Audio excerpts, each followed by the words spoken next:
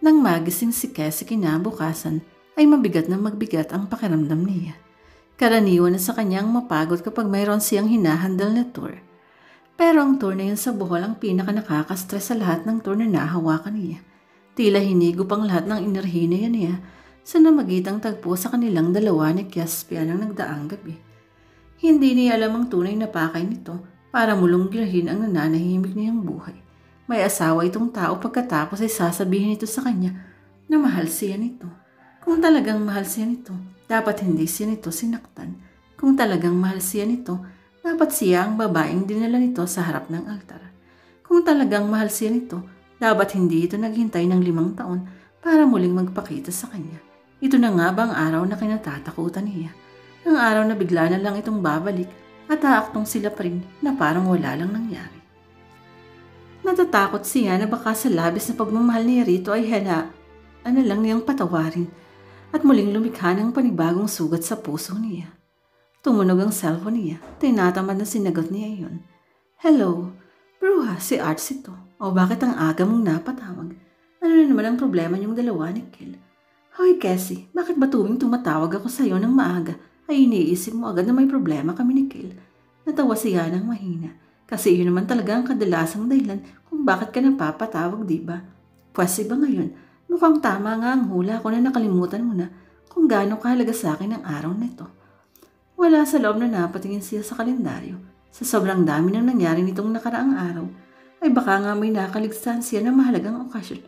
Hoy manang, malayo pa ang birthday mo at ni Kel, no? Sabi ko na nga ba, nakalimutan mo na eh. For your information, ngayong gabi ako formal na magiging fiancé ni Kel. Best friend kita pero nakalimutan mo ngayon ang engagement party ko. Natutok niya ang noo. Oo nga pala, sa araw na yun ang engagement ng dalawa. Naalala niyang nakako siya rito hindi siya mawawala sa mahalagang okasyon na yun para sa dalawa. Nung araw kasi na nangako siya rito ay hindi niya ikinonsidera ang posibilidad na maaaring umuwi si Caspian sa Pilipinas. Pupunta rin ba si Caspian? Umungulit mula sa kabilang linya. Oo naman no, kaibigan pa rin yun ng future husband ko kaya talagang invited yun. Huwag mong sabihin hindi ka pupunta dahil lang pupunta si Caspian. Akala ko ba nakaget over ka na sa kanya? Akala mo lang yun. Hindi naman sa ganun, pero kasi alam mo naman na hindi naging maganda ang huling pagkikita namin. Alam ko yun, wala kayong naging closure noon kaya hindi talaga magiging maganda ang pagtatagpo ninyo. Pero wala akong pakialam dun. Basta pupunta ka ngayong gabi sa ayaw o sa gusto mo. Pinal na saan ito. Pero Art, kasi isa ka sa mga mahalagang tao sa buhay ko. Malulungkot ako kung wala ka ngayong gabi. Tila kinurot naman siya sa kanyang konsensya. Ang sarili lamang niya ang iniisip niya. I-engage na sa gabi ngayon ang best friend niya. Pero dahil lang gusto niyang iwasan si Caspian, ay hindi na siya pupunta. Unfair naman iyon sa party ni Artsy. At saka hindi niya dapat hayaang maapektuhan ng problema niya kay Caspian ang relationship niya sa mga taong mahalaga sa buhay niya. Sige na pupunta na ako, sabi niya pagkatapos makapag-isip-isip.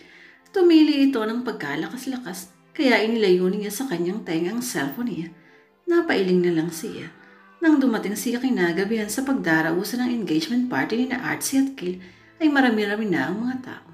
After 5 years, she still didn't fit well in parties. Pakiramdam pa rin niya ay naa-out of place siya. Lumingali nga siya sa paligid. Hinahanap si Artsy. Nang makita niya ito ay nilapitan niya ito. Tumili ito sa labis na kaligayahan ng makita siya. Tumalyan ito at niyakap siya. Napalingon sa kanila ang ilang mga bisita. I love you, Cassie. I love you talaga. Akala ko matitis mong hindi sumipot sa mahalagang gamito sa buhay ko. Naku, magdrama ba? Gano'n na ba kaiwil ang tingin mo sa akin? Nagagawa naman ba kitang tiisin? Muli siyang niyakap nito. Teka, nasaan ang fiance mo? Tanong niya rito nang magbitiw sila sa pagkakayakap. Bilang sagot sa tanong niya, ay pumailan lang ang isang musikang nakakahalina sa pandiling. Ilang sandali lang ay isa-isa nang nagsilabasan sa entablado ang mga miyembro ng Atlanta. Naghihiyawan ng mga bisita. Each member had his own style and way of singing. Nang tingnan niya si Artsy ay nakatutok lang ang attention nito kay Kel. Mababanag sa mukha ng kaibigan niya ang labis na pagmamahal sa fiance nito. Naalala tuloy niya ang sarili rito nung pinapanood niya si Caspian na kumakanta sa school program ng universidad nila. She would look at him as if he was the only one on stage. Gano'n niya ito kamahal noon. Nalulungkot siya na sa ganun lang natapos ang relasyon nila. Hindi niya alam kung anong nagawa niyang kasalanan at nagawa siyang ipagpalit nito sa iba. Pagkatapos kumanta at tumugtog ang Atlanta ay umatras sina Tadama at Fars para ibigay ang entablado kay Kale. Malaki ang pinagbago ng huli mula nang maging nobya nito si Artsy. He was still a serious type, but at least marunong na itong umiti at magpatawa. Hindi kalila sa kanila ni Artsy ang naging liwanag sa madilim na boring na buhay nito. And he seemed to love Artsy as much as Artsy loved him. Maraming salamat po sa pagdalo ninyong lahat ngayong gabi sa aking engagement party. Masayang simula ni Kale. Ipinapakilala ko po sa inyong lahat ang soon-to-be Mrs. Kale Kaiying, Artsy Villa. Mabilis na nagtungo si Artsy sa stage. Nagsipalakpakan ng mga bisita. Nang ganap na makakyat si Artsy sa stage, ay buong suyong hinapit ito ni Kale sa bero. Hindi niya napigilang mainggit sa simpleng gesture na iyon ng binata. Truthfully, hindi lang po itong announcement ng Atlanta sa inyo. Ngayong gabi, ay isang orihinal na miyembro ang nagbabalik sa Atlanta. Help me welcome, Caspian Howard. Tila itinulo si Cassie sa kinatakatayuan pagkarinig ng anunsyo ni Kale. Anong ibig nitong sabihin? Kung babalik si Caspian sa Atlanta, ibig sabihin ay plano nitong magtagal sa Pilipinas. This must be a stupid joke. Lumabas si Caspian mula sa likod ng stage kasabay ang muling pagpailanlang ng malamyos na musika. Tahimik ang mga taong nanunood at naghahabang sa kung ano ang maibubuga ng nagbabalik na miyembro ng Atlanta. As he started to sing, memories of the past flooded in her mind. Unang linya pa lang ng kanta ni Caspian ay sinalubong agad iyon ng masibabong palakpakan mula sa mga manonood. Ang ilan ay nagpahayag ng paghanga sa binata. Caspian still had the gift of making the audience fall in love with him. At aminin man niya o hindi, mahal na mahal pa rin niya ito sa kabila ng panloloko nito sa kanya 5 taon na ang nakararaan. Mahal pa rin niya ito kahit pag-aari na ito ng iba. Mahal pa rin niya ito kahit sakit ang idinulot nito sa kanya. Maraming salamat po. Masayang wika ni Caspian sa mga bisita pagkatapos ng kanta nito. Hindi maitatanggi ang mainit na paggang dito ng mga bisita. Inakbayan ito ni Pars. Man, a lot of girls are already asking if you're married or not. Sabi ni Pars pero sa kanya nakatuon ng atensyon nito. Hindi niya maintindihan kung bakit pero may pakiramdam siyang may hindi siya nalalaman sa mga ito. Lalong tumindi ang hinala niya nang tumingin si Caspian sa kanya. I'm not married. Kung napahiyaw ang ilang mga babae sa ipinahayag ni Caspian, napasimangot naman siya. Kababalik pa lang ito sa Atlanta pero nagsisinungaling na agad ito sa mga tagahanga. But, pagpapatuloy ni Caspian, hindi na rin po ako available. He stared at her intently as he said the words, then he looked at the visitors. May babae na po na magmamay-ari ng puso ko. Isang babaeng kahit kailan ay hindi nalis sa puso ko. Una ko siyang nakilala at una ko siyang minahal sa 6th floor ng building namin nung college pa kami. The girl who clapped her hands after she first heard me song. The only girl who could make my heart beat faster than usual. Naguguluhan siya sa mga nangyari. Namalaya na lamang niyang tumutulo ang mga luha niya. What was he doing? The audience were very silent as they continued to listen to Caspian. Kapag naiisip ko raw ng aking hinaharap ay tanging siyang pumapasok sa isip ko. Kasama siya sa lahat ng pangarap ko sa buhay. I love her more than I love anything else. Hindi na niya kaya pang marinig ang ipang sasabihin nito. Litong-lito na siya at naninikip na ang kanyang dibdib. Tumalikod siya at nagmamadaling umalis sa lugar na iyon. Pagdating ni Cassie sa bahay nila ay magulong-magulo pa rin ang isip niya. Ang daming tanong na nagsasalimbayan sa isip niya. Gaya ng bakit ginagawa ni Caspian ang lahat ng iyon sa kanya. Kinuha niya ang susi ng gate nila mula sa kanyang bag. Aktong ipapasok na niya sa keyhole nang biglang may hawak sa kanang braso niya. Kaysa sabihin mo hindi mo na siya mahal, galit na wika ni Steven. Nakaramdam siya ng takot ang mapagmasdan ng itsura nito. Lalo na nang maamoy niya ang hininga nito na may alak. Steven, bitawan mo ako. Pilit niyang hiniklas ang braso mula sa pagkakahawak nito. Pero lalo nitong hinigpitan ang pagkakahawak doon. Ako ang mahalin mo, Cassie. Mahal na mahal kita. Steven, ano ba? Nakainom ka? Uminom ako dahil hindi ko nakaya ang sakit. Bigla itong humagulhol. Steven, please calm down.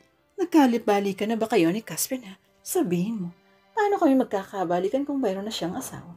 Hindi ito sumagot, pero binitiwan ito ang asawa niya. Ngumiti ito sa kanya nang nakakaloko. Asawa? Walang asawa si Caspian. Lalo siyang naguluhan sa sinabi nito. Anong? The bastard. I hate him. I planned everything but I failed. puso siya. Mahal na mahal ka talaga niya. Anong ibig mong sabihin? He never got married. Hindi niya itinuloy ang kasal nila ni Celine. Celine? Ipinahinayaan niya ng gusto si Papa nang sabihin niya sa harap ni Celine na ikaw lang ang babaeng pakakasal niya. Hindi natuloy ang kasal. Langya ka, galit na pinaghahampas niya ito. Hindi kita mapapatawad sa ginawa mo. Kung may takot taawa man siyang nararamdaman para dito noon, lahat ng iyon ay napalitan ng labis na puot. Ito ang sumira ng kaligayahan niya. Tinanggap lang nito ang lahat ng hampas niya. Nagawa ko lang ang lahat ng yun dahil mahal kita. Dahil sa iyo naging miserable ang buhay ko. Mamagulhol na siya. Magkakahalong galit, lungkot at panghinayang ang nararamdaman niya. Diyos ko, ano tong nangyari sa amin ni Caspian? Nagalit siya ng matagal na panahon sa maling tao. Walang kasalanan si Caspian. Hindi naman pala nito itinuloy ang kasal. Hindi siya nito niloko at hindi siya nito kailanman pinagtaksilan. Totoo ang sinabi nitong siya lang ang babaeng mahal nito. I'm sorry, usal na Steven. Tinangka nitong hawakan siya pero mabilis siyang umatras. Huwag mo kong hawakan. Huwag ka na rin magpapakita sa akin kahit kailan. Cassie, please, huwag mong gawin ito sa akin. I love you. Hindi ko maintindihan ang sinasabi mong pagmamahal. Mapapatawad kita pero hindi ko alam kung kailan. Hindi ko makakalimutan na minsan mong ninakaw ang kaligayahan ko. Sabi niya at iniwan na ito. Paulit-ulit siyang tinawag nito pero hindi na ito nilingon. Dire-diretso siyang pumasok sa gate at isinara iyon. May sagot na siya sa isang mga tanong sa isip niya. Pero marami pa ring bagay na hindi maliwanag sa kanya. Umupo si Cassie sa kama at dahan-dahang tinanggal ang tali ng kanyang buhok. Matagal niyang tinitigan ang pulang rubber ring na bigay nun sa kanya ni Caspian. Hanggang sa unting-unting pumatak ang mga luha niya. Hindi na yun magawang itapon gaya ng hindi niya makayang itapon si Caspian sa buhay niya. Yumuko siya at kinuha sa ilalim ng kama ang isang kahon. Naglalaman niyo ng iba't ibang bagay na ibinigay ni Caspian sa kanya. Lahat ng iyon ay naghahatid ng masasakit na ala-ala ng nakaraan pero hindi na yun itinapan. Katulad ng pag-ibig kay Caspian ay hindi yun kailanman nawala. Itinago lang niya. Ngayon ay bahagya ng malinaw sa kanya ang lahat. I see that you're not very well informed. Napapikit siya pagkaalala sa sinabing iyon ni Caspian sa kanya. Bakit wala na isa sa mga kaibigan niya ang nagsabi sa kanya na hindi natuloy ang kasal ni Caspian? Nagsisi siya na hindi niya ito binigyan ng pagkakataon na magpaliwanag. Kung pinakinggan lang sana niya ito, ay malamang naayos na nila ang lahat sa pagitan nila at nakapagsimula ng panibago. Ngayon niya naintindihan ang mga effort ng pag-reach out ni Caspian sa kanya. He was trying to win her back. Labis siyang nasaktan sa nangyari sa relasyon nila. Pero kung gaano siya nasaktan, alam na yung higit pa ang kay Caspian. Hiniling nitong magtiwala siya rito, ngunit hindi niya nagawa. It must have been painful for him that she didn't trust him. Siya ang naturingang girlfriend nito noon. Mahal na mahal siya at minamahal din naman niya ito. Correction, mahal pa rin naman niya ito hanggang ngayon at kahit kailan ay hindi naman niya yun nawala pero hindi niya ito nagawang pagtiwalaan. Pero kung totoong hindi ito nagpakasal, bakit nito pinaabot ng 5 taon bago ito bumalik sa Pilipinas at liwanagin ang lahat?